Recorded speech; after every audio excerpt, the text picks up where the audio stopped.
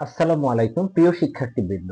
আমরা ইতিহাসে প্রায় বলে থাকি যে পানিপথের যুদ্ধ হয়েছিল। পানিপথের প্রথম যুদ্ধ, পানিপথের দ্বিতীয় যুদ্ধ, পানিপথের তৃতীয় যুদ্ধ।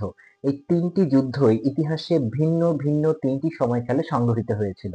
মূলত পানিপথের যে প্রথম যুদ্ধ যেটি সংঘটিত হয়েছিল সেটি হয়েছিল 1526 খ্রিস্টাব্দে। পানিপথের দ্বিতীয় যে যুদ্ধটি সংঘটিত হয়েছিল সেটি ইতিহাসে আমরা জানতে পারি 1556 খ্রিস্টাব্দে সংঘটিত হয়েছিল। অন্যদিকে পানিপথের যে তৃতীয় যুদ্ধটি সম্পর্কে আমরা জানতে পারি সেটি সংঘটিত হয়েছে 1761 খ্রিস্টাব্দে। অর্থাৎ এই তিনটি যুদ্ধই অর্থাৎ তিনটি ভিন্ন ভিন্ন সময়ে সংঘটিত হলেও মূলত তিনটি যুদ্ধই একটি একই জায়গায় সংঘটিত হয়েছিল, যে জায়গাটির নাম হচ্ছে মূলত পানিপথ নামক স্থান। এই পানিপথ নামক স্থানটি হচ্ছে বর্তমান ভারতের হরিয়ানা রাজ্যের অদূরে একটি স্থানটি, যার নাম পানিপথ। অর্থাৎ এই জায়গার নামের প্রেক্ষিতে যুদ্ধের নামের নামকরণ করা হয়েছে। এই পানিপথের প্রথম যুদ্ধটি সংঘটিত হয়েছিল মূলত সম্রাট ইব্রাহিম লোদির মধ্যে, এবং পানিপথের যে দ্বিতীয় যুদ্ধটি সেটি সংঘটিত হয়েছিল মূলত হচ্ছে হিন্দু রাজা হিমুর সাথে আমাদের মোঘল সম্রাট জালালউদ্দিন মোহাম্মদ আকবরের সাথে। অন্যদিকে পানিপথের যে তৃতীয় যুদ্ধটি সংঘটিত হয়েছে সেটি সংঘটিত হয়েছে ইব্রাহিম কাকদের সাথে, মূলত মারাঠাদের সাথে সংঘটিত হয়েছিল।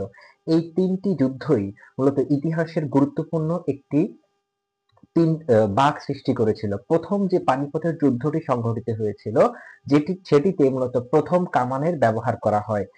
আর এই কামানের ব্যবহারের মাধ্যমে মূলত এই যুদ্ধে জহিরুদ্দিন মোহাম্মদ বাবর জয়লাভ করেন এবং মোগল সাম্রাজ্যের গোড়াপত্তন করতে সক্ষম হয়েছিলেন বলে ঐতিহাসিকরা ধারণা করে থাকেন।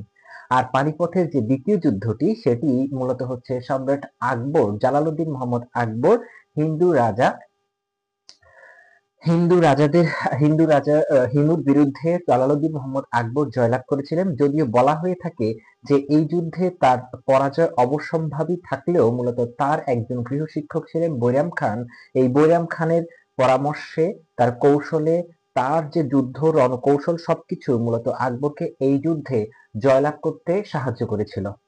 আর পানিপথের তৃতীয় যুদ্ধ যেটি সম্পর্কে আমরা জানি সেটি মূলত 1761 সালে হয়েছিল মারাঠাদের সাথে, এবং এই যুদ্ধে মূলত মারাঠারা বিজয়ী হয়েছিল এবং উত্তর ভারতে মারাঠাদের আধিপত্য পরবর্তীতে বৃদ্ধি পায়। অর্থাৎ এই আমরা যে পানিপথের যুদ্ধ সম্পর্কে জানি, এই পানিপথ মূলত হচ্ছে কোনো পানি যুক্ত স্থান কিংবা কোনো নদী কিংবা কোনো খাল, কোনো একেবারে জলরাশির মাঝখানে এই যুদ্ধটি সংঘটিত হয়নি। এই যুদ্ধটি নির্দিষ্ট একটি স্থানেই সংঘটিত হয়েছিল, স্থলেই সংঘটিত হয়েছিল, কিন্তু জায়গাটার নাম হচ্ছে পানিপথ, যেটা ভারতের হরিয়ানা রাজ্যে অবস্থিত। ধন্যবাদ।